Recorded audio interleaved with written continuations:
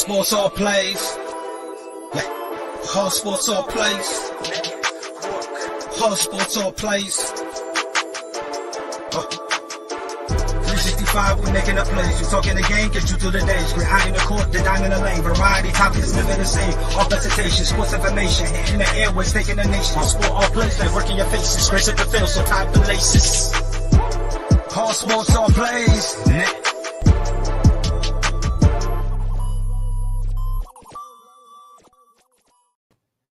What is going on, everybody? I am Mike Hughes. This is Jim Cross, and you are listening to a very special new series that is going to be going on every Thursday at 7:30 p.m. Central. Welcome to Pros and Joes. Pros and Joes is going to be an amazing conversation where two Joes are sitting with pro baseball players who are former college athletes, former studs who are slowly making their way into the MLB. Super exciting. Jim, how are we feeling today, brother?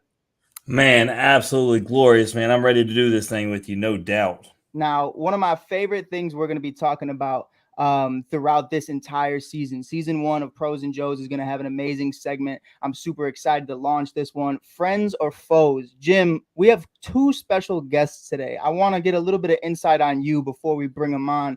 Two Tennessee Volunteers. On your all top 10 list of Tennessee Volunteers, where do you rank these men? You going to do me like that right out the 100%, gate? 100%. Well, I'm going to tell you something. Pavolony has to be at the top. Conor was the first guest that I invited on from Tennessee. And when he did, he said to me, can I bring my roommates, Cheese and Liam?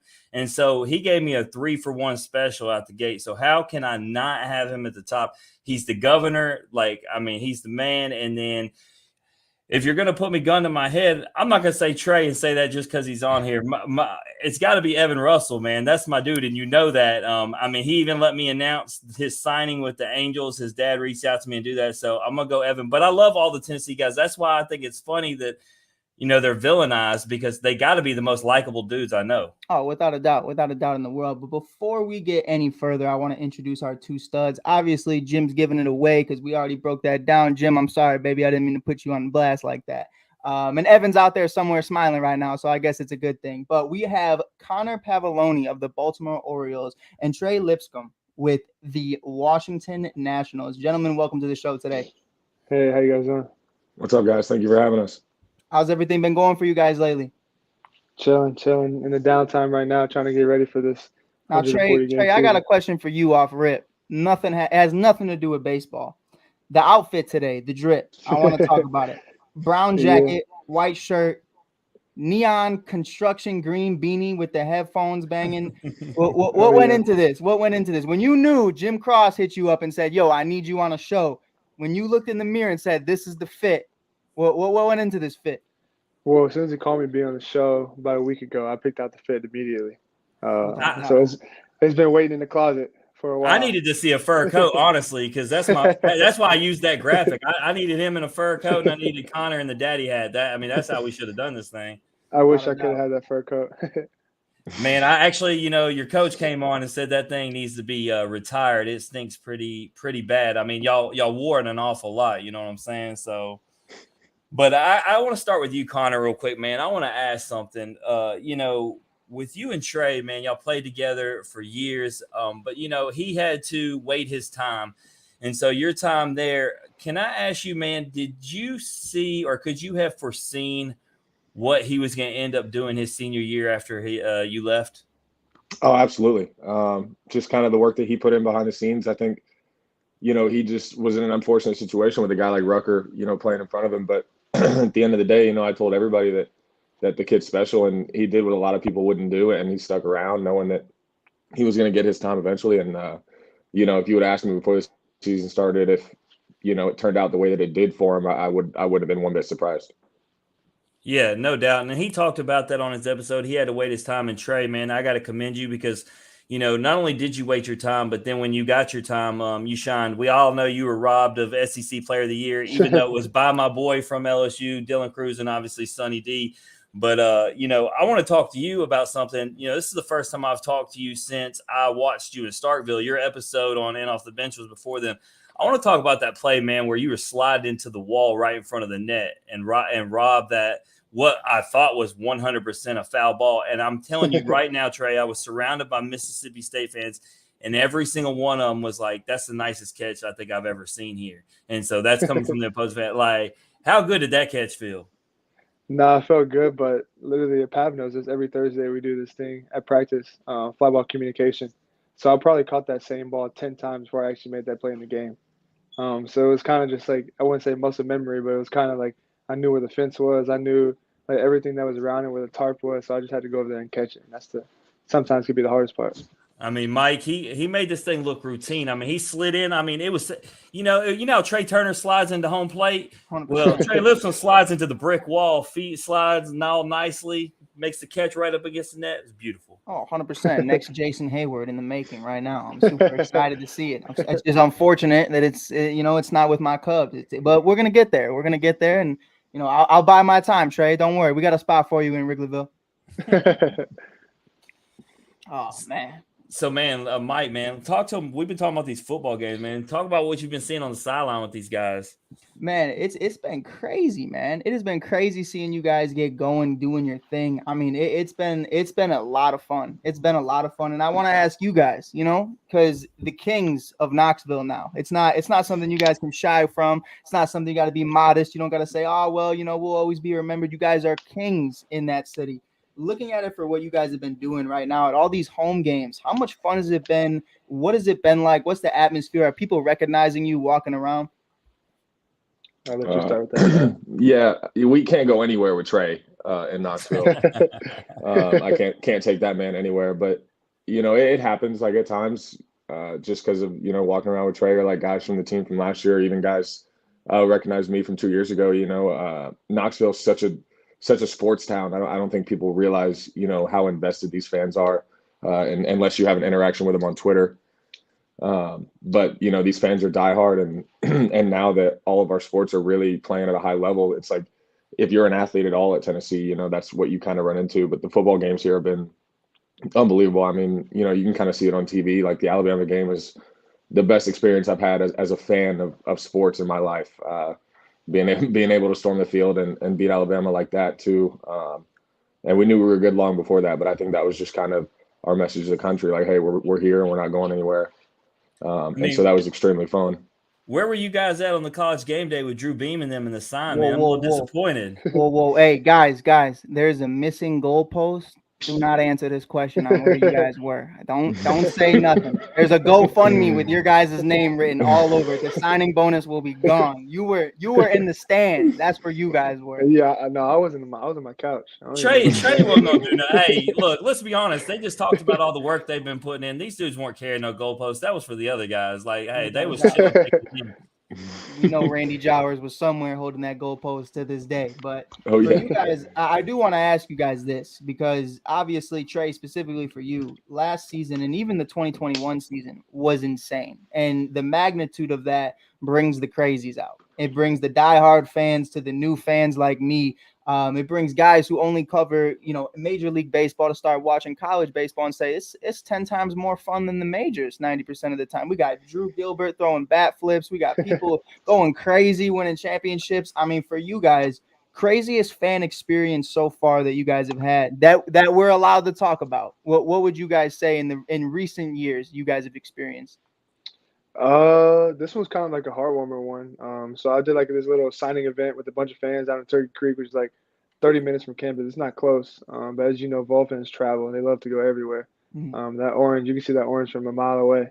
But I was signing these things, and a bunch of kids came up to me and a bunch of families came up to me, and they're just like, this was before the season even started, before I had a great year. They were just like, we're glad that you stayed. We're happy to see you play this year. And that means a lot, because obviously you can tell yourself as many times as you want that you want to perform, but sometimes you don't get the chance to perform. So when people say that to you before I even was playing, it just means a lot. Man, look, yeah, Daniel notices Pavs is so diehard Tennessee. He's got an orange door back there. I mean, that's next level. That is why you're the governor, my friend. Hey, but let me ask you this, Pav. Let me ask you this: is the other side of the door orange? Oh yeah, it is. It's fully orange. So fully orange. knows. So they know. Oh, yeah. They know off rip. All that fan mail coming in. They know who's getting to. Yeah, they know. Without a doubt. But for you guys, this is my last one before I let Jim take it away. It's definitely something right now. You look at it for what it is. It's a conversation of the game is changing. This is not another year. And I know, Conor, fully well getting drafted the season prior, about, how your routine has changed. For both of you guys, though, for guys that may not know since the last time they've heard from you on In Off the Bench, plugging that in on Apple Podcasts and Spotify right now. You can check it out. DB, Randy Jowers, and Jim Cross. And sometimes I'm allowed. But in all seriousness, it's something where your routine changes, or maybe it doesn't. For you guys so far, entering this new stage of your careers, what's been the biggest change for you guys? Go ahead, Trey. Go ahead, Pat. I was gonna say you go ahead, Pat. Trey got the last one, so. I'd say the biggest thing is that instead of playing 3 games a week, you're playing 6 games. And that's just tough on your body, no matter what level you're at. But as I said, you got to love it. And Pav told me, I'm sorry to steal your thunder, Pav, but Pav explained it in a better way. He was like, it's like eating your favorite meal 7 days a week. And that's honestly, some days you're going to not want to have it, but some days it's going to taste amazing. But so that's kind of just been my whole like switch up from college to the pros, just playing 6 games a week instead of 3. How about you, Yeah, Pat? same wave there. I mean, going to play 6 games a week, but more just like doing it every single day. In college, like you had days where you could practice and kind of like take the load off, and we get off days in pro ball too, but playing 6 days a week and showing up to the field every single day from Tuesday to Sunday, from 1 to whenever your game finishes, like 10:30, it's a lot, and it kind of weighs on you, and you don't really realize it until like you're in it. And so that was like the biggest change for me, was like just being able to watch the day before, and you have to be able to do it quick too. Especially if you're like, a guy like Trey who's going to play 6 days a week because he's an infielder or and because he's just a valuable player. So you got to figure out how to watch it and move on. Without a doubt. And Pat, for you, this is my last one because it was one of the most interesting ones that when Jim and I really sit down and we talk about all the Tennessee greats, we're not being, cocky, we're not being modest. There's a lot of guys going through the pipeline right now in the minors that have come out of Tennessee. For you, obviously some of the biggest changes are pitching. And especially in the minors, all the way up to the majors, single A, double A, triple, all the way to the show, you start to see the progressions. For you, having as many Tennessee fans and as many Tennessee players have the hype that goes around being a Tennessee Volunteer. Obviously, you got guys right now throwing 104. Has it been an easy transition for you catching in that experience? Oh, 100%. I think the arms that I got to catch in college were just absolutely elite arms. Guys like Chad Dallas, who I got to catch every Friday, I think going to a school like this and having the staff that we had from my freshman year all the way up until my junior year, it prepared me a lot more than I think if I would have went somewhere else. And I think a lot of that credit goes to Coach Elander here too. I mean, you can't really overlook the fact that he was the one that I worked with on catching for 3 years here too. So a lot of the credit into what I am, as a catcher and just as a leader on the field, a lot of that credit goes to him too, and he doesn't get enough of it. Especially, like just what he does as an assistant coach, and he doesn't want the credit either, but he deserves a lot of it. Pavs, could you ever imagine Evan Russell? Mike talks about catching those electric arms. A couple of those came in after you. Could you ever imagine Evan not only shifting from left field to catcher, but being able to do it so successfully the way he did? Absolutely. That's just who he is. I heard that he was catching, I think, at the beginning of that fall when I got back from my first season of pro ball. But, as soon as they told me, it was just kind of one of those, oh, really? Like, that's sick. Just knowing that he's going to be able to do whatever you need him to do, not only just for him to be in the lineup from a selfish perspective, but like for the team to win. I think he's going to do whatever it takes to make sure Tennessee has a higher score. Did he reach out to you? We just talked. We talked pretty regularly. So it was just one of those things that came up in conversation one day. And then when I got back, it was pretty cool to be able to work with him as a catcher and really practice with him too. And it was a lot of fun.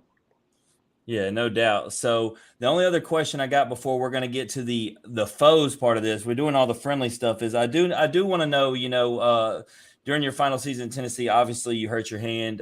Is the hand back to 100%? How are we doing? Yeah, no, it's actually really funny because the same thing that happened to my right hand in college happened to my left hand this year in pro ball. And so I ended up breaking my left hand in the same spot that I broke my right hand. But yeah, they're both fine now. But yeah, it was, I think the 3 weeks that we had off from the time that we got done playing until the time I ended up going down to Florida after the draft, gave it a good bit of time to heal.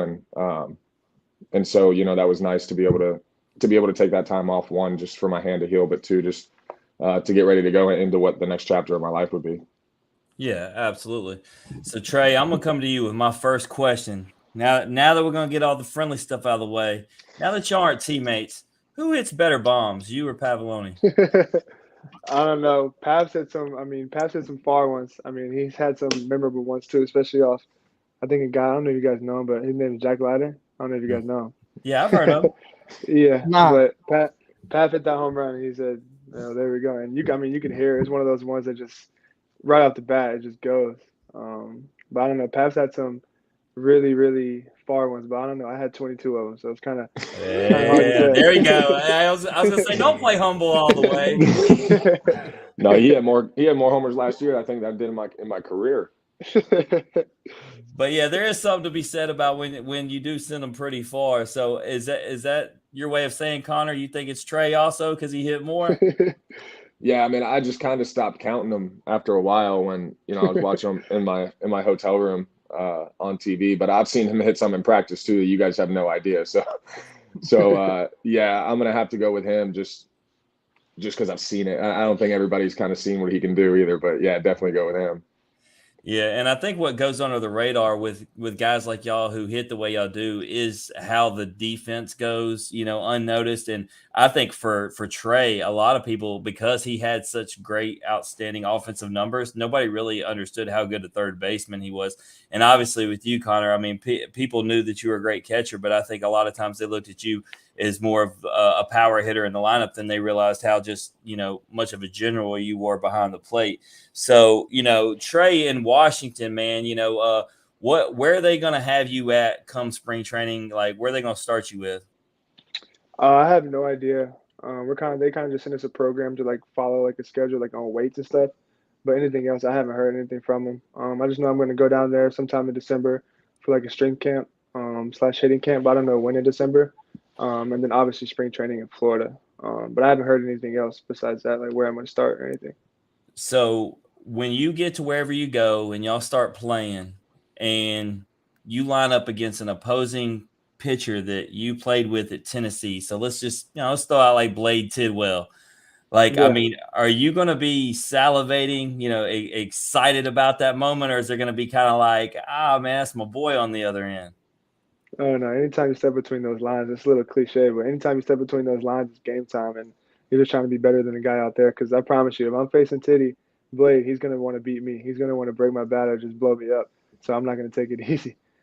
Yeah, and with you, Pavs, the first one I think about is Cheese, man. That's your boy. Like, are you absolutely? I mean, you're trying to tee off and take him yard. I mean, if I face Chad, for sure, that's definitely what I'm going to try to do. But I actually ended up facing one of my former teammates this year in high A. It was Andrew Schultz, who I played with in 2019, and he threw me 6 straight sliders.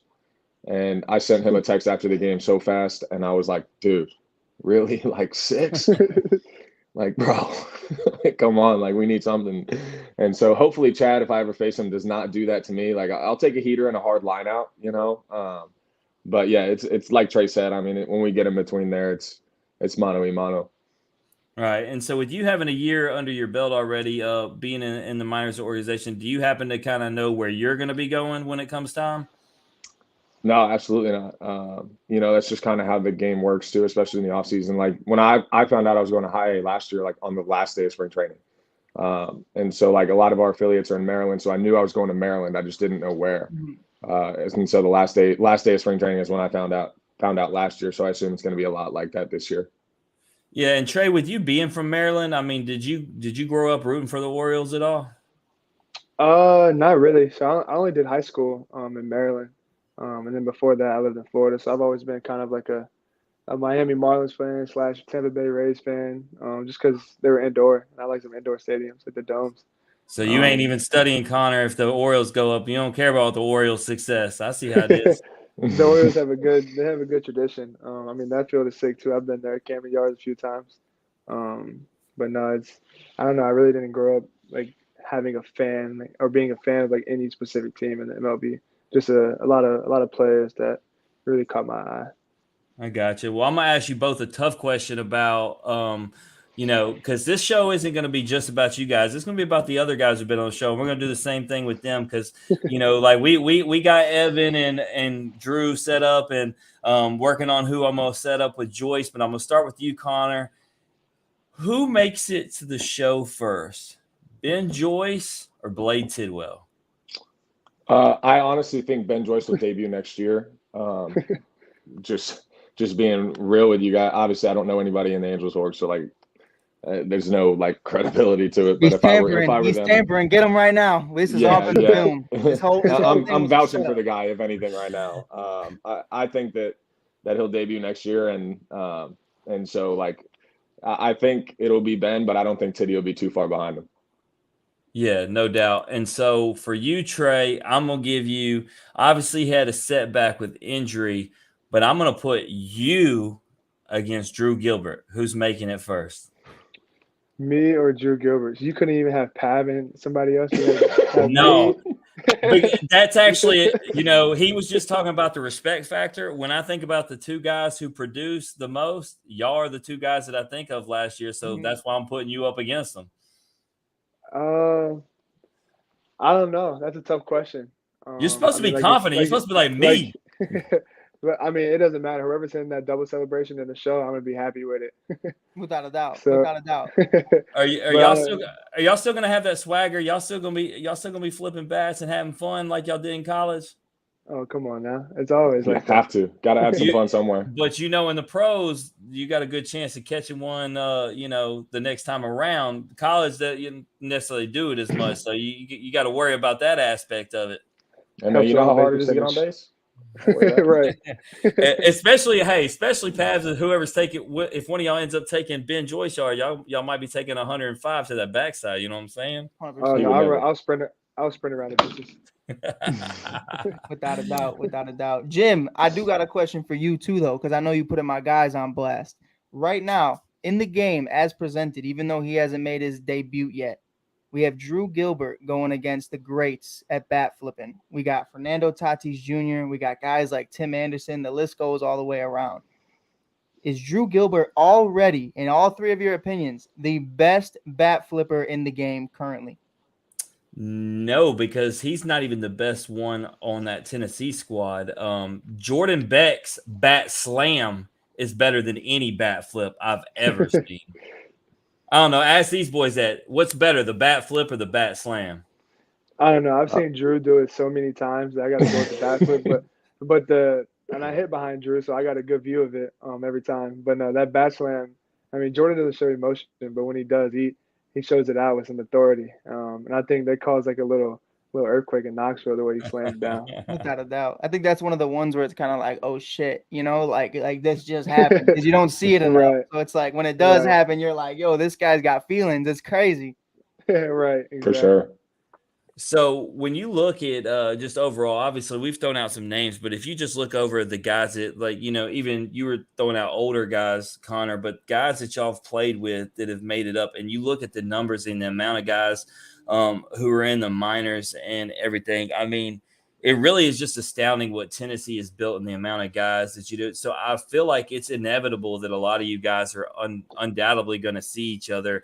Some of y'all may even be rostered together depending on the teams and everything and moves that are made. And so, I mean, that's one of the cool things. We make the joke about the foes, but we knew that all of y'all would still be friends. And I kind of imagine it like the Dolander Gilbert story.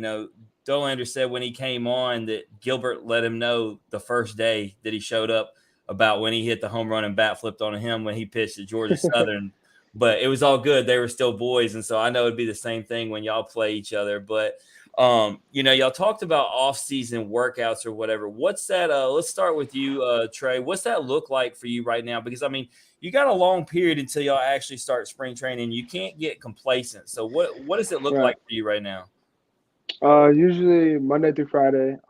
Me and Pat are both working out in Knoxville at the baseball facility. And then we have a window before they start practice from 9 to 12. So you can get in there anytime you want. If you want to go early at 9, show up at 9, which I know Pav does, or you can show up like around 10:30 and get your workout. And you just got to be out of there by 12. So we just go there, do our work. We have coaches like Ricky Martinez. I know he's the first base coach last year who hit ground balls to us. He'll throw BP to us. He'll flip to us. So it's kind of just wherever you want to get in. You got to be your own coach, and I think that's the toughest part about the transition into pro ball is that you don't have guys like piggybacking you, telling you to get stuff done. It's kind of like a job now. Like they're paying you to do something. So you got to go out there, and it's not like not let them down. We have to show them that like you're putting in the work in because when you get to spring training, I've heard it's hard to play the catch up game. That's just something that everyone should try to avoid, and I'm definitely working on it. Yeah, and you said talking about being at the Tennessee facility with Pavs. I believe it was Joyce. I can't remember. That said that he was there training. How many of you old players are actually there training? Right now. There's probably 8, 9. 9 or 10 maybe. 8, 9 former players, and then you got guys like Lane Thomas, guys like Nick Senzel that played here a little bit ago, but are in the big leagues now, and training up here. So. It's a great group we got up here. And then are you actively like participating with the current rostered guys in any way? We can if we, choose to, but not right now. I think it's pretty light right now, the stuff that we're doing. Jim, there goes Conor again. We got him tampering twice tonight. This is crazy. Relax. We're sorry, brother. We didn't mean Hey, I'm just saying, look, if these guys, obviously they're drafted and they're in the minors, but I don't think you can get a better look of a hitting session than facing Burns and Dolander and Beam and Halverson and all those guys, Camden, like, hey, you go to Tennessee and you can get pro ball practice all day, every day. I think that's one of the reasons why y'all hit as successfully as y'all do is because when you look at what y'all go through in the fall and the spring and the pitchers that you face against, you're not going to face anything better than that when you get to the season. Yeah, I'm just glad them two, and especially Beam, they were on our team because I know facing them had to be a pain. Yeah, and so coming into this season, let's talk about them for a second. Even though this is about you guys, with those pitchers coming back, and they're only going to get better, right? You only get better with time, and barring staying away from injury, that Tennessee pitching staff, not because y'all went there, but is there going to be any? I've been studying myself. Is there going to be anything comparable in the country when you look at that starting rotation? No. Yeah, not a chance. I mean, what them three did their freshman year is just like, how did they do that? And they're all back for another year. And this is Dolly's draft year, and Burns and Beam still have one more year, including this one. So what they did their freshman year was just phenomenal. You just had to sometimes you had to go into the locker room and just. Like, how do you guys do that? Because me being a senior, I went out there my freshman year and I had 13 ABs and I think I went 1 for 13. So for them to go out there, Beam to throw like complete game shutouts and Dollander to go carve out one of the best SEC hitting teams in the country, especially on the road, it was phenomenal just to watch something like that because you don't get to see that often. Now, Trey, for 3 days. I do want to ask you, though, you kind of brought up a great point. At the beginning, when you first get there, you're like, what the F? How are you guys doing this? How is everybody doing this? But you spend 3+ years together and you spend so much time with these guys, and not just with Conor, but just with everybody throughout the Vols organization. You get up there and then now you're in the bigs playing against them at some point. Are you going to be able to dissect their game to your new teammates? Are you going to out your former brothers and be like, yo, listen, I know what Conor's great at. I know what he's not great at. I'm going to out him. Or are you going to play it smooth because, hey, that's your guy. That's your guy. No, I mean, by the time they make it to the league or by the time I make it to the league, they're going to have something that, like, I've never heard of. Or I'm going to change something up. They're going to get better. We're both going to be better. So I think it's going to be two completely different people out there competing against each other. We might have, the same, friendship, but there's stuff. I mean, Dolly's stuff can only get better. Joy's stuff can only get better. So it's going to be hopefully my swing catches up to that fastball. Jim told me before the show how nice of a guy you are, and I'm starting to hate it. Conor, I want you 3 for 3 today. Tell me how you're going to snake everybody out. Tell me. Yeah, man. I mean, I think Trey said it perfectly too. I think there's going to be different players. And I'll tell you, right now, especially compared to what we do in college, from a scouting report perspective, these guys that do the analytics and the scouting reports in the minor leagues or in just professional baseball in general, especially in the big leagues, these guys, they know everything about you. You don't even have to say a word to them. Right. And so any insight I could provide wouldn't be very helpful to them. Is that a little bit? is that a little bit of a crazy adjustment for you guys, though, the analytical part of it? Because obviously the huge transition, you start to see it more in college and maybe your senior year of high school, depending on, if you're doing pro camp somewhere. But for you guys now, I mean, guys know what you eat for breakfast every day in the morning. Guys know what color underwear you're wearing. Like it's a crazy kind of level of atmosphere when you look at some of these professional guys and what they're doing. So for you guys, how informative, I should say, has it been for you guys to learn off of some guys whose jobs is professionally to teach you guys how to be better every single day?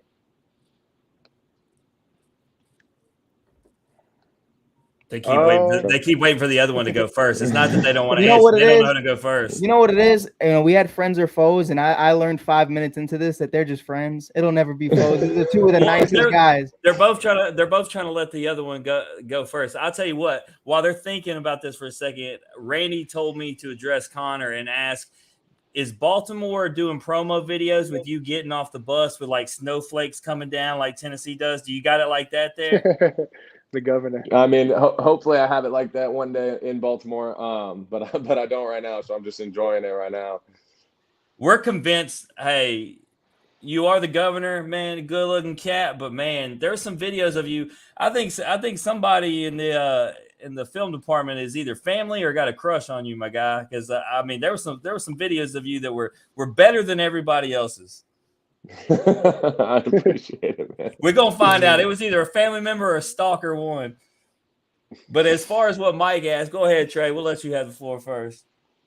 Yeah, I mean, it's definitely different because, like Pap said, like that's their job. Like they study that stuff. And we had a great guy, video dude at Tennessee, Sean McCann, who was just like him. But in pro ball, there's 10 of them. They all got a key little nugget that they saw this guy before, or they know what he's going to throw. I mean, they have all the numbers out there. But for me, just going up there I had 20 games in low A, so really nobody had like any information on me.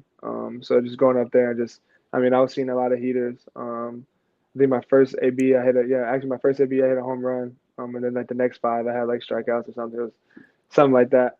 Tennessee was all over promoting that home run on that first at bat.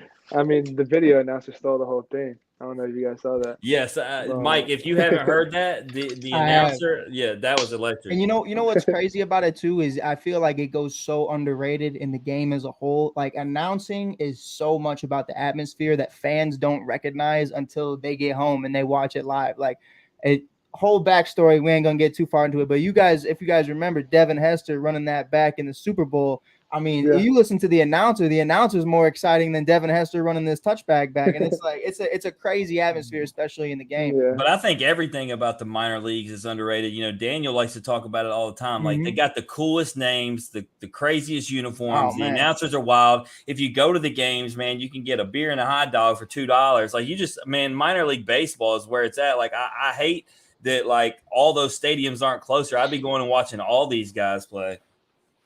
Yeah. So Connor, it was your turn because Trey had answered. Oh yeah, no, I think for me, especially as a catcher, like I have to see both sides of it, and so seeing how in depth it gets, especially with these guys, like I think the biggest issue that sometimes talking to these guys is like just the translation of what they're trying to say, and what like the information is there, but like can I understand it and do all that? So I think was the biggest adjustment, especially at first, was trying to see how these guys are, not only like creating these scouting reports, but how should I read them? Like what's important, what's not, and everything like that. So I think it's good for the game. But I think that the feel for the game will always overtake the analytics. And I think that's how it always should be. Man, Randy gonna get on you like that, Mike. I mean, why would you bring the Bears into this show? Honestly, bro? You know what's funny? And Connor was there. Bye, Trey. No, I'm just playing. Trey, I'll be right back. We got some technical difficulties going on. But Connor, did I once say the Bears? All I said was Devin Hester, man. That's all I said. Was Devin Hester in the Super Bowl. I didn't want to talk about the rest of that game. I talked specifically 5-second football. But Connor, I do have a question while we wait for Trey to get back. Adley has been such a huge part of the Orioles organization so far. Have you been able to pick his brain at all? Have you been introduced? Have you had any contact with him? And what have those experiences been like if you have had any? Oh man, what a pleasure. Just of a guy to be around. Not just like to interact with, but just being just be around the guy and watch him go to work every day. I got to be around him at early camp last year at spring training. And so I got to, obviously as a catcher, hang around him a good bit and be around him. And, for guys like that, the game just comes so easy to him. It's like the guy's always in slow motion, and the way that he views the game. And I think I've told everybody that I've met about this. I think I even, told him this because he played with us for a week while he was rehabbing when I was up in high A. Like, he's the best player I've ever seen in person, and it's not close. Like, with my own two eyes, like, not a video, but just the way that he goes about his business every day. And he's one of the nicest guys ever. When it's really easy for a guy like in his position to not be very open to other guys coming up and talking to him. Like, he'll answer any question you have, anything like that. So just to be around a guy, that's going to be as good at the game as he's going to be, and make as much money as that guy's going to make. So I try to get the most out of any time I get to spend around that guy. So hopefully I get to see him at spring training this year too. But he's one of the best dudes ever. Without a doubt. Mike, with your knowledge of nationals, who's that guy, for Trey? Like, I'm not as familiar. Listen, I mean, Trey, can I be open here? Can I be honest? That's it. It's Trey. Like, that's what it is. Like, the team just got gutted, man. It's not, I would say it was Anthony Rondon, I would say that, and prior to leaving. But it's Trey, open spot. It's his. No, undoubtedly, not even a question. It's his. So the answer on who's going to make it to the show the quickest out of all these guys is Trey. And here's my thing, Connor, I want you to hear me out on this one. All right, you my brother. We road dogs for life now. You came on the show, and I appreciate you. Yeah, go for it. But I think where you are, and we talked about this about Drew Gilbert as well. You're the World Series defending champions. They're pretty locked in right now. So as good as Drew is, you definitely got to find room for it. Now you go to a rebuilding team, guys like Trey, it's definitely going to be, I feel like, a lot quicker of a process without, taking consideration into how talented guys are versus guys. So personally, if I had to, Connor, I would say right now, Trey, you could be pitching tomorrow for the Washington Nationals for all I know, because that is just how desperate a lot of things are going over there. But that's just my personal opinion. Again, though, Connor, a dog, anything can happen. So it's just my personal opinion on it. Absolutely. So with that, you don't get to pick which team that you go, you get drafted by, but when y'all are both a part of franchises that are clearly rebuilding and retooling, like, does that get you more excited? I'll start with you, Connor, because sometimes y'all let the other one go first. Does it get you more excited to be a part of, organization that's rebuilding as opposed to one that's already, made? Absolutely. And I think it's not really from the perspective of like, oh, I'm going to move quick. Because obviously, like, the Orioles have been rebuilding for 4 years. And this year was kind of their coming out party. Like, hey, we're starting to get better, with the pieces like Adley, like Gunnar. But more from the perspective of like, hey, like, this team is rebuilding. So they're going to invest in you as a player. You're really going to develop. They're going to actually like take care of you because they're trying to get better. And I'm not saying the teams that, like the Astros treat their players poorly. That's not what I'm saying. I'm just saying, like, I think that there's a heightened sense of like, wanting it a little bit more when you're in a rebuilding org too, and just wanting to get to the big leagues. And so, being a part of it for a year, I guess, because I think they're going to be pretty good here coming up. But I think it's definitely something that you can take pride in too, just kind of rebuilding an org and being a part of that. I know it feels special. Yeah, no doubt. And so Trey, for Washington, same thing. Obviously Mike's making jokes, but we know that there's definitely talent there, and y'all are retooling and rebuilding. Do you like the idea that you're going to an organization that's in that same spot? Yeah, no, it's a good org to be a part of, especially when I get to go to the field. And I don't know if you guys know Lane Thomas, but he lives in Knoxville, and he's at the field working now. He's with the national organization up there at the show. So kind of just being around him, and I'm just learning like the different things coordinators like, or the different things you should or not do. Because obviously, like, as I make your way up, there's going to be certain things that like people just don't like. You're just going to have to cut that out. But no, just like, I mean, it's a good organization to be in. There's a lot of great guys in there. The coaches are amazing.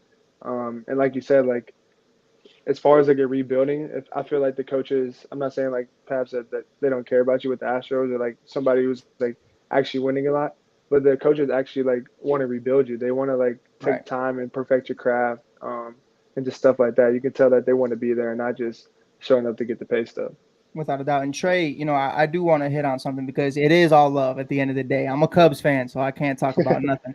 But in all seriousness, there's a lot of teams and a lot of organizations where the identity is being formed with you guys. And Connor, I'm sure you can attest to it too. You're watching a lot of the guys that, you know that these guys aren't going to be on the team next year. But the guys in the minors, as soon as they're up, these are the new faces of the franchise for you. And obviously, one of Jim Cross's most favorited MLB players, and Juan Soto was just traded from the Washington Nationals, and there's a bunch of studs coming through the pipeline right now with yourself included, knowing that the guys you're going to actually spend the next few years growing up with in the minors. What's that like for you guys, knowing you guys are going through these times right now, but you guys are going to be at the show together one day?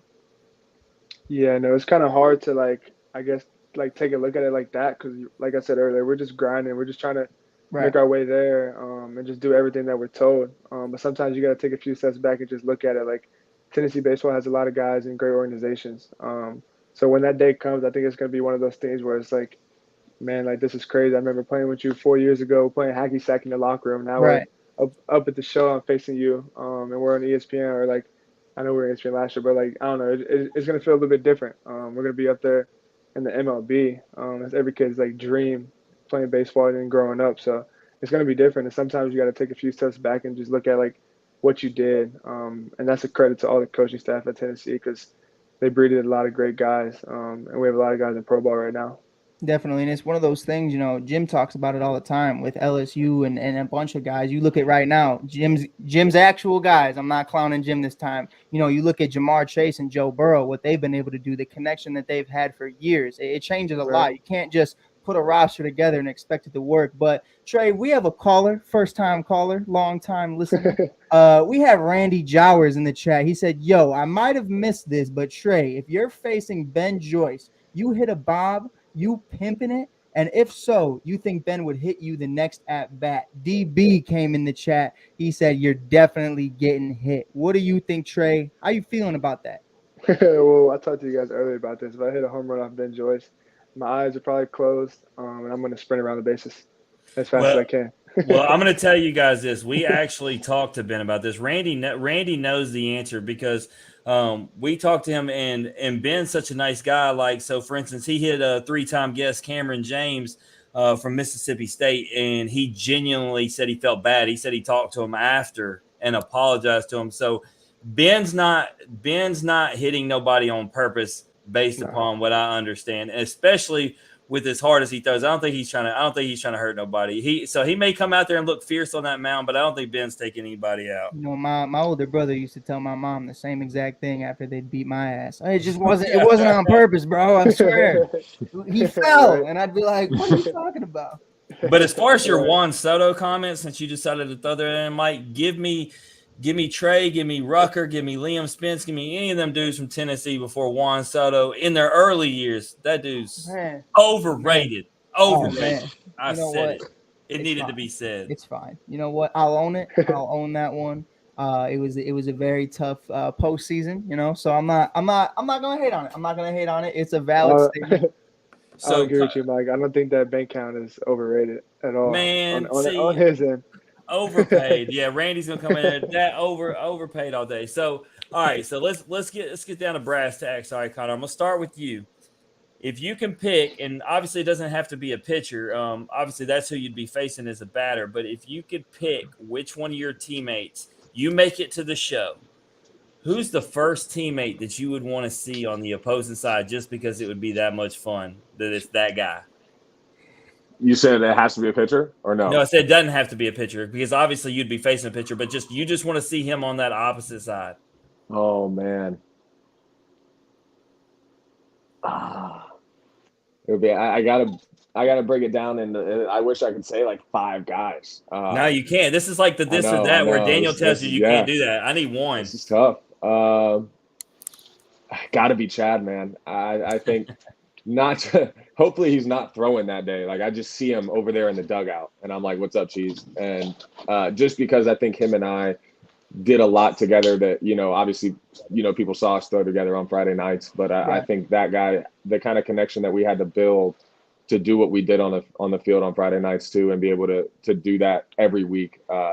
I think I have a pretty special connection with that guy. And so as long as I'm not facing him, I would love to see Chad up there. But, you know, I lived with a lot of these guys that are my closest friends. So any of them, you know, I think I'm going to see all of them up there one day. But I think Chad's got to take the cake on that one. So what do you think about, you know, we asked him about this. Him and his brother came on recently. You know, he looks so weird without, as he calls them, the mosquito goggles. What do you think about, you know, seeing Chad out there? It doesn't even, I mean, you lived with him, so you've seen him without his glasses. But for guys like us that we've never seen, I mean, like, doesn't he just look like a completely different guy on the mound? Yeah, it's completely different, and it's a different guy. And, you know, you say, like, we lived with him, so we saw him without glasses, but we didn't. Like, before he had his LASIK or whatever that made his vision better, like, he couldn't see without glasses on, like literally could not see. So everywhere that we went, like he always wore his glasses. So before I move to Trey, I said, which guy would you want to see across the side? But you said you wouldn't want to, you would hope that Chad wasn't pitching. So let's go. Let's do the pitching thing. Let's get real. This is supposed to be friends or foes. If you could pick an ex-teammate pitcher that you want to, it would be the first one that you would want to face. You want that challenge. Who is it? Look at them both trying to be the nicer guy. Oh no, I thought you were gonna let Pabs. No, I was letting Pabs. I was still with Pabs. I wasn't at Trey yet. No. Because he said you said you would hope that Cheese was. These are the nicest guys I've ever met in my damn life. Since you said I have my answer. I got mine. No, since you said you wouldn't want Cheese to be pitching, who is the pitcher that you'd want to face? Ooh, that's tough, man. I'm trying to think.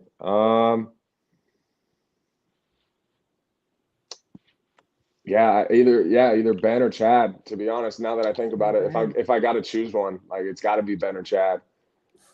Or actually, you know, I would actually probably end up choosing Hundley, just because I know I wouldn't be able to take the at bat seriously. Like I really wouldn't. I would step in the box and he would smile at me and I'd smile back at him and I'd be like, oh man, there's no way I can do this right now.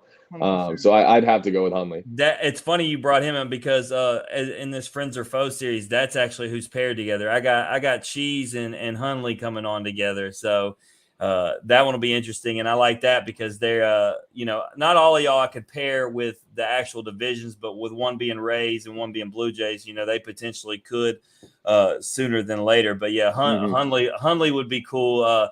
Joyce, man, I tell you what, man, I don't know. Because everybody talks about that fastball, but I watched what he did with the Trash Pandas this year. Mm-hmm. People need to start worrying about his second and third pitches because they're starting to get life, and I don't know that I want anything to do with Ben. Forget just the fastball. No, and I think that's a part of what Conor said earlier to why he thinks he's going to be in the league as fast as he is. You know, I think it's starting to become a lot more common for guys throwing over 100 miles per hour, but having that second and third pitch already in your first year, I mean, that's insane for the majority. Yeah, no doubt. And Trey can speak to this because he's not gonna be a part of the equation of pitchers he faces. But you know, Evan Russell came on and said Chase Burns made him lose sleep at night, knowing that he was going to catch him because of his pitches, his secondary and third pitches, and the movement that he had on them. You know, you could probably attest to that just from the fall and spring games about facing Burnsy and what he's got. But you know, for you, Trey, who's the first teammate that you want to see? Not necessarily pitcher, like I asked Conor. You want to see across on the opposing side and just for good laughs because that's who you're going against? I would have to say, I don't know if you guys had Max Ferguson on the show. He was Connor's only roommate that didn't come because wasn't he your roommate as well, Conor? Mm-hmm. Yeah, he was. Yeah. The governor couldn't pull the whole team. He only brought the three of them. He left one out. Somebody's got to watch the city. Right. No, but I would like to see Max across there just because we played summer ball together out there in California.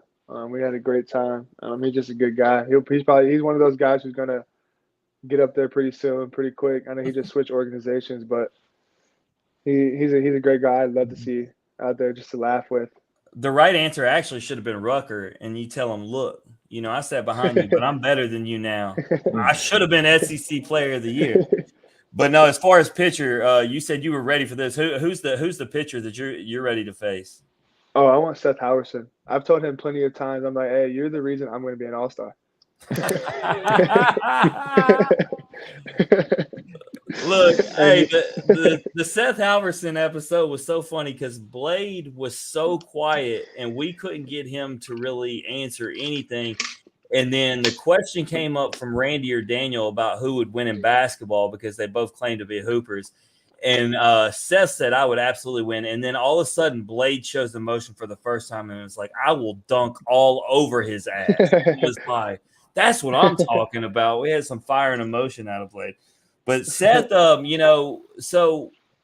didn't obviously go high in the draft like he was expected and stayed back at Tennessee for that reason because of the injury. So you're going to have to wait some time for that, Trey. Oh, yeah, but he's got the right mindset to make it up to everything he's been through. He's prepared. He's ready. He just needs the time to go out there on the mound and show it. But we joke around all the time, and sometimes I'm dead serious, and I know he's dead serious too. But like I said, he's going to be the reason I'm an all-star. That's messed up. All right, so this is the other one. All right, this is between you two teams. All right, which team, whether you're on that roster or not, whose team makes it to the playoffs first, the Nationals or the Orioles? The Orioles next year. Next year. Talk to him, Connor. Talk to him, Connor. Well, I don't know if you guys have seen the whole. Yes, I don't know if you sir. guys have seen the whole Twitter thing about the guy predicting the World Series winners. But like the last 4 years and like the next 4 years coming up, but they got the Nationals winning the next year. Oh, there it is. And this guy's been right every year.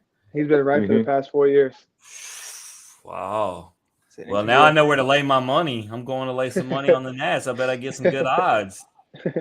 Yeah, I seen on Twitter during the World Series. I don't know how real it was, but the date, he said he published it back in like 2017. Look, the only thing I seen on picking winners and making money, I seen that Mattress Mike guy lay what he 7.5 million on the Astros, so he made 75 million. He was carrying it out in a damn wheelbarrow.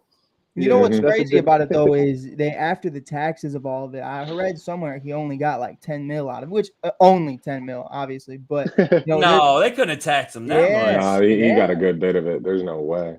That's what they were saying on Twitter, and I was like, that's kind of I was the same way. I was like, ain't no way. I would say like 35 at least. 35, 40, yeah, that's what 35, I would say. 40, but someone was saying it was about 10 after taxes and obviously the casino part of it. And I was like, I don't know how much truth there is to that, but I mean, it's still $3 more million than you had prior. So I know this. I had my boy Casey before Tennessee, before the season last year. They were at plus 2,500 to win the College World Series, and I had him put the money on it. And he ended up ultimately getting mad at me. But when you look at the season Tennessee had, the fact that I told him that preseason, Mike, I mean, I told him the right team. No, definitely. And hey, since this is friends or foes episode, and this ain't in off the bench, I got to get something clear off my chest that you boys are going to love. And I hope some Ole Miss fans are watching, because every one of them have talked about how we won it all regardless of what Tennessee did to us. I've had every Ole Miss player, I'm not going to drop their names and put them on blast like that, tell me, I was just at their ring ceremony last weekend, guys, and every one of them said that they were thankful to Notre Dame because they absolutely did not want to play y'all again. And so I think if that matchup would have happened again, y'all would have curb stomped that ass again. I don't care what anybody says. If y'all, I'd let y'all go play at Swayze again next week. I was there for that, and man, that thing was a beat. Trey knows, Connor. These dudes were leaving. These fans were leaving by the fourth inning, bro. It was. Oh, I watched. It was out of hand, and so yeah, ultimately, Tennessee didn't get to win it all, and I understand. You got to finish bragging rights and everything, but Ole Miss guys will even admit that Tennessee was the best team, and just like Arkansas the year before, it's a funny thing. I don't know if either of y'all are superstitious, but I'm really starting to believe in that. I've been backing it up. Daniel and Randy aren't superstitious. They say I'm full of it. But since that 1999, if you got that number 1 next to your name, it's a problem. I already told Dolander, I said, if y'all got the number 1 going into the final series of the season next year, man, get swept. Man, let whoever wants to pitch, get beat. Don't have that 1 next to your name, man. It's a curse. Oh yeah, it definitely is. I didn't believe it, but it's definitely there. So with that, man, if you guys get the opportunity, which I'm sure you won't, y'all will be busy playing baseball. I've told this to every Tennessee guy because I want y'all to make sure y'all get down there. Get down there to Baton Rouge. If not, watch it on TV. And I need you to watch my LSU boys. With as good as y'all's pitching is, I've told Dolander this to his face already. Y'all going to get worked. I just want y'all to know that ahead of time. LSU is going to take care of business then. Omaha and everything else in between, y'all can lay your money on that. Yeah, they did a great job of that 2 years ago. Yeah, I was about to say, I hope they were ready for round 2 because Dolly shoved it up to them pretty good last year in the SC tournament. Yeah, but hey, we've added so much. I mean, I think we're cheating. We got so many guys on the roster. Yeah, the best team on paper for the last 2 years. Tell him, Trey. Tell him, Trey. I'm just saying, man. We beat LSU enough to last the next 4 years. Like, they're good. Connor, what'd you say? I said we beat LSU enough to last them the next 4 years.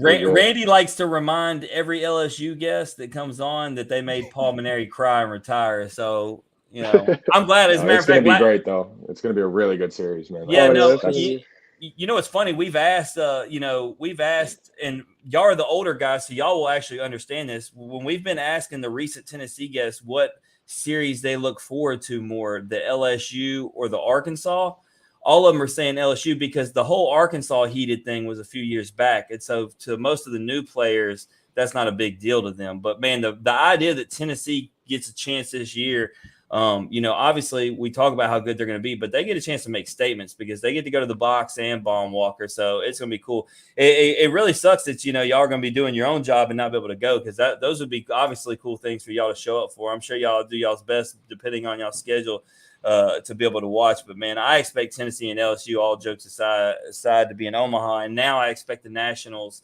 to win the World Series. And obviously Connor says Baltimore is going to make the playoffs. So I know where all my money's going everywhere. You forgot. Not only is the Nationals going to win the World Series, but Trey is going to be an all-star in the same exact season, probably World Series. Hey, as much as I like to love on our guests, man, that's a quick call up. I mean, he's got to make it up. Okay, fast, so bro. we're just out here saying that the Nationals are going to win the World Series, but Trey can't make it to the league. I didn't say Trey couldn't make a league, but you said he was going to be an all. You said he was going to be an all-star, bro. Hey, but I mean, one of the worst teams in the league going all the way to the World Series in the span of 6 months. So something had to have happened, right? And it's got to be Trey coming up. It's got to be Trey. It can't be. Hey, I'm looking at the roster as we speak. It's got to be Trey. If it ain't Trey, it could be Connor. I have no idea. Someone gets in the organization at some point. It's crazy. Do you guys? I was wondering something in regards to what you just said. Trey, do you have like an expectation of where you would like to try to get, or you just go and take? Are you going to take it day by day, or do you have like a set? Like I'd like to make high A, double A, triple A. Is any of that go through your head, or are you just taking it day by day and whatever happens, happens? Yeah, no, I'm just taking it day by day. Honestly, just grateful for the opportunity because not too many people get to say they play pro ball. So I'm just taking it day by day and just going out there and just leaving my all literally on the field 6 days a week. And then I think if I do that, I think I'll make it up there. But there's no like, I want to finish here or I want to try to get here. Because I think that's too much thinking. And the more you think, it's the worse you get. Same for you, Connor? Yeah, absolutely. I mean, it's all about, it's all about the process at the end of the day. You can't be thinking about, I want to make it to AAA. When you're sitting in high A too, you got 142 games to get through. If you're thinking about that, you're gonna have a little trouble with them. Without a doubt. And Connor, for you, we kind of talked about it. 2022 for the Tennessee Volunteers was insane. And obviously you were watching a huge part of it. You were supporting them as much as you could, but you say you got to lock in and you got to stay focused to what you're doing. How hard was it to multitask, especially during the playoffs, what you were doing on the field versus what your boys were doing in Tennessee? It was extremely tough, mainly because that was the topic of conversation in the locker room every day. I think it was just something, especially on the weekends, when we would play or anything, if we played a midweek and scored 25 runs, like it was always something that we ended up talking about. So, it's something that I'm extremely proud of when people bring up more than like, sad that I'm just like have to watch it. But it's something that I'm extremely proud of. I take a lot of pride in it too, but I also don't try to like force it down anybody's throat too, just kind of if somebody brings it up, then we talk about it. If not, then I just watch it on my own, or like I'll sit in my locker on my iPad and watch them play. But at the end of the day, like I'm extremely proud of where I came from. So, I'm going to defend these boys every day of the week. Yeah, I got a question for you because I just seen that Daniel brought him up. Monday we had Redmond Walsh on the show. What do you guys think? Redmond goes out there and gets a aerospace engineering degree, and then puts it on the back burner and says, hey, I'm going to be a part of Tony V's staff and work with Frank Anderson. So Connor, I'll start with you, man. What do you think about Redmond and being a part of that pitching coaching staff? I just think it's another guy that's been exactly where this program wants to go. He's stepped foot in Omaha when a lot of those guys in that locker room have not. There are some that still have, but the more people you can have around that have been where you want to be, the better I think you're going to be. And I think Redmond adds a lot to the staff, not only from a pitching standpoint, but he's stood on the rubber for the University of Tennessee in some of the most important moments in the past decade, especially the one that sent us to Omaha. So I think that guy's seen a lot. I think he's been to a lot of places that, a lot of those guys in the locker room can't say they've been to. So I think having him around is great, and I'm glad that he wanted to do it. Yeah, no, and he's absolutely excited. Trey, I'm going to flip it with you and just bring Redmond into a different question. Who's smarter, him or Luke Lipsius? I don't know. Between the both of them, they're both really goofy. I mean, what? They could change the world, right? The two of those guys? Right. No, they could come together. We used to joke around, Luke. We're like, yo, why are you out there taking extra picture, getting an extra picture from the pitcher when you could be building a spaceship or something? And he's like, But no, he's just one of those guys. And I know this wasn't my question, but like you said, guys just love to be around that program. We have guys turned down. I mean, Coach E was the Atlanta Braves minor league player of the year. He turned that down, and he's now one of the best assistant coaches. Could be a head coach anywhere he wanted, but he loves the program. And then Ricky Martinez, he could have played pro ball, could have kept playing. Then he decided to come back and coach the infielders, and that goes along with Redmond too. He has a degree in aerospace engineering. I would kill to have a degree in aerospace engineering. But that's just something he was fortunate enough to have. But now he's working with guys, and he wants to make sure they're prepared. He wants to make sure that they don't make the same mistakes that he did. And I think that's what makes him special, the whole coaching staff. Yeah, absolutely. And I'll tell you guys this, man, because you talk about the coaching staff and specifically Tony V, man, I couldn't see myself wanting to play for anybody else. And then obviously, when you talk about the other guys, especially like Frank Anderson, if you're a pitcher or whatever, but, we had Tommy White on the show, and, for him, it came down to Tennessee or LSU. Obviously, I'm thankful he took LSU, but he sat there and talked about Tony V being in his living room, and I started picturing myself in his shoes. And I thought to myself, there's no way I wouldn't have ended up at Tennessee. But I think when you listen to his story, so he took his trip first to Baton Rouge before he did to Knoxville. And I think that was strategic because he went ahead and chose LSU before he went to Knoxville. I don't think he wanted to go to Knoxville because I think if he would have went there, he knew there was no turning back. I mean, we sit there and talk about the athletics there and everything. And right now, I mean, if he would have went over there and went to a Tennessee sporting event and hung out with Tony V, I mean, I think he absolutely would be in Knoxville. So he was like, you know what? I already like it here in Baton Rouge. I'm not going to make this decision hard on myself. But I just pictured Tony V being in my living room, and there's no way I would have told that dude no. Which, by the way, Randy noted that Connor, he thinks that you might be related to him. He said you kind of got a little flair like he does. I think that's the best compliment I've ever received. Coach? There you go. There it is. It's his younger brother. Look at the beard and the flow. That's the best compliment I've ever received. Yeah, I mean, it kind of do. My favorite thing, I was trying to ask it off the top of the show, and I was talking about Drew Beam holding that sign with the other guys of Coach V. What y'all think about that? Where he was doing the pose in the underwear. I forgot what the sign said. Yeah. I couldn't get past the fact that they put his face on that ad. Yeah, I don't know I don't know what that was. I think it said "Who's your daddy" or something. I think that was something along the lines of it. But I don't know who put that together or whose idea was it to go out there to. It was Beams because he was vocal on Twitter saying he was looking for a sign guy to get something made right out the gate. So I have no doubt who the mastermind behind that was. I can tell you who looked like they didn't want to be a part of it. If you look at the picture, it's so funny. Chase Burns looks like he feels guilty and he doesn't want to be there in the picture. He's like, how'd I get based off of Trey's reaction? I think he didn't want to be a part of it either. So I mean, I don't want any part of that. Let's say we got Jim. You got right now. We got to make it. We got to make the picture. We got to say Trey's reaction was quote yeah, and it just did not sound happy. You're not supporting that one. Yeah, but a sign with the guy in his underwear. I don't think that's my thing. But yeah, we've obviously took up enough of these guys' time. So Mike, if you want to give them a chance to plug or promote everything, I'm just ready, man. I know we're in the middle of football season. We're talking about football, but man, Mike, spring training can't get here soon enough. I'm ready to see what all these guys do and take it to the next level. Man, without a doubt, Jim, and it was a blast having you guys on. Obviously, you guys have been on In Off the Bench podcast before. If you guys want to hear their full stories, check out In Off the Bench podcast on all streaming platforms. You can see their beautiful faces on YouTube, but if you don't got time for that and you're on the road or you're on the go, you can check it out on Apple Podcasts, Spotify, Anchor, Google, or wherever you may be listening to your podcast. Trey, I'm going to start it off with you. Where could we find you on social media? Tell us what you got going on, brother. Yeah, you can find me in my main Instagram. I got 2 accounts. My main Instagram is tlips22, and then I have one where I like to post all my photography and video skills. That's called Eyes of Trey.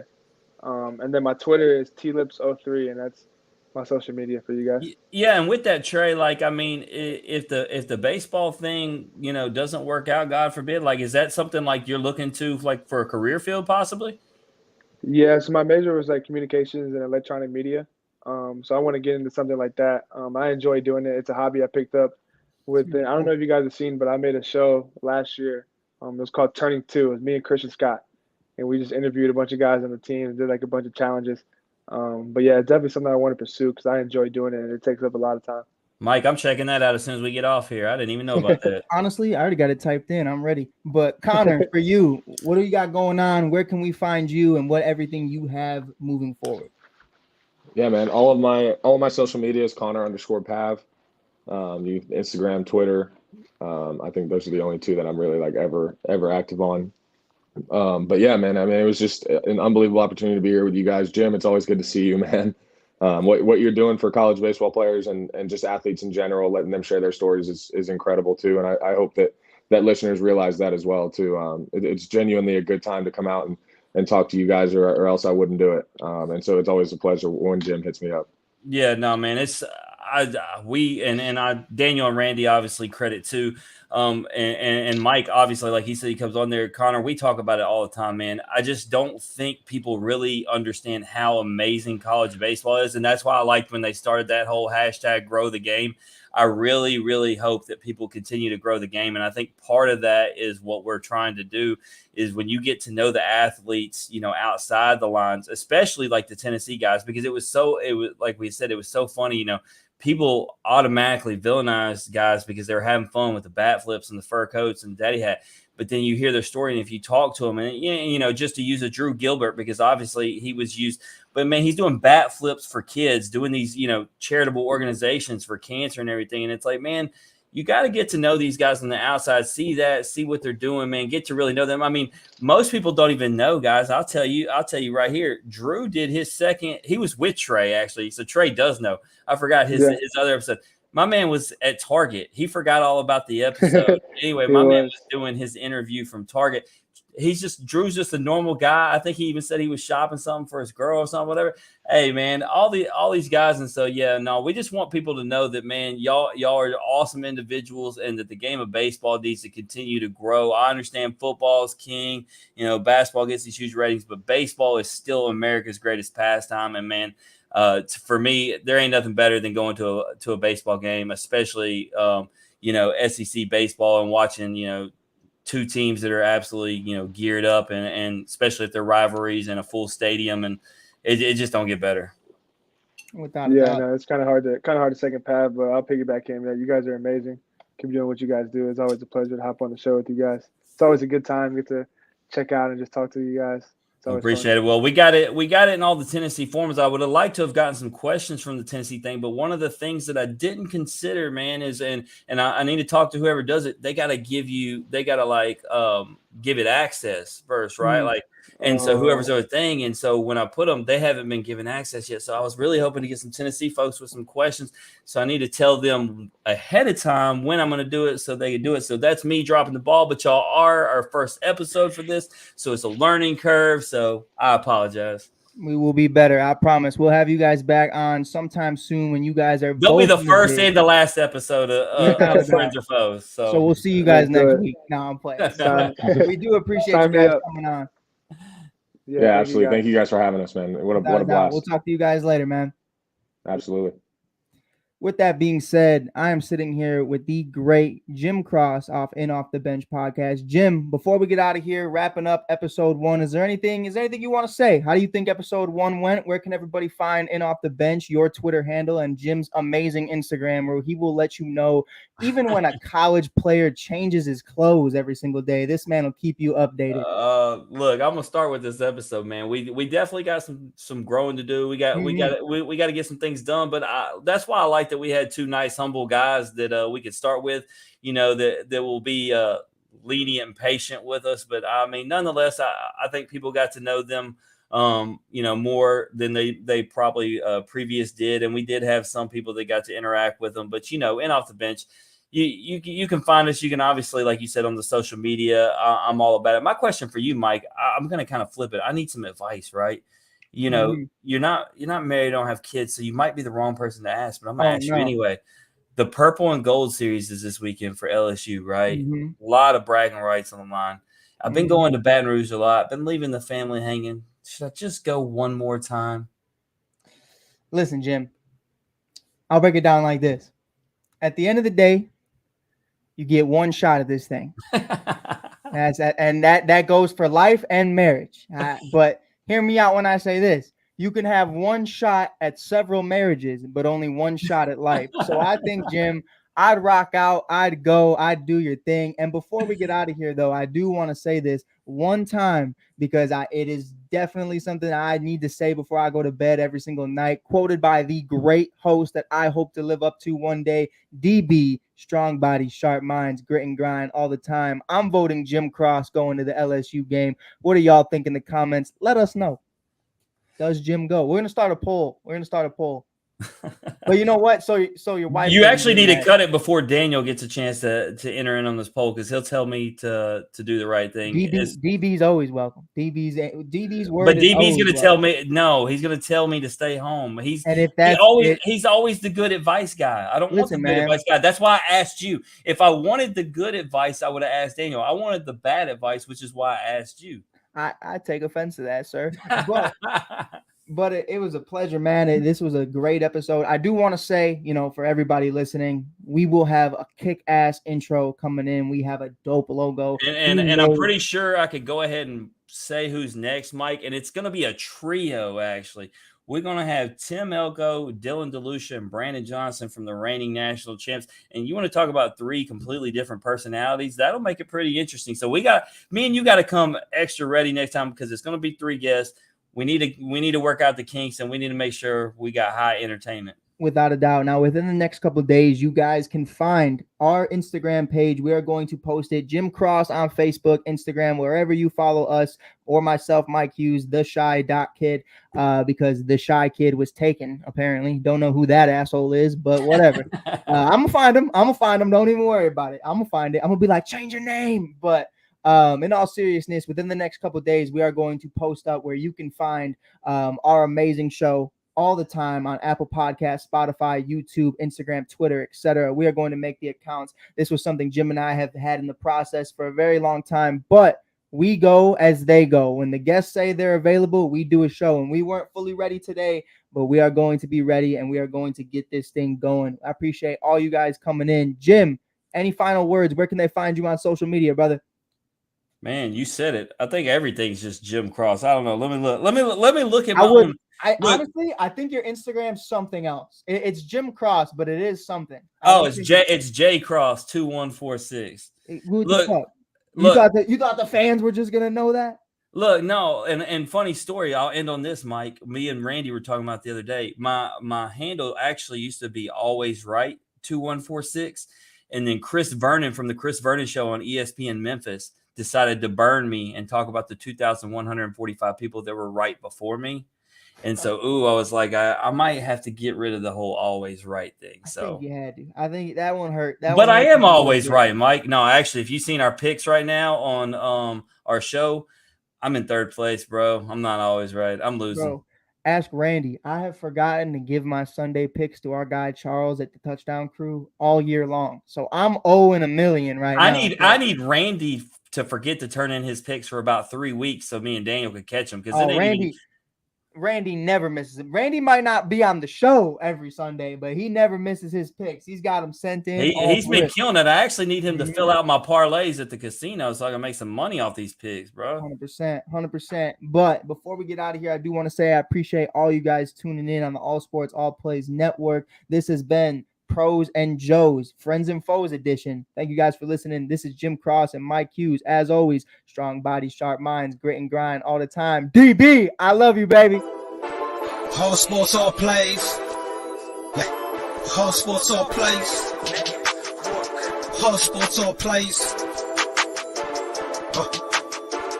365, we're making a plays. We talking the game, get you through the days. We're high in the court, the dime in the lane. Variety, topics, living the same. All presentation, sports information. In the airways, taking the nation. All sport, all plays, like working your faces. Grace at the field, so tie the laces.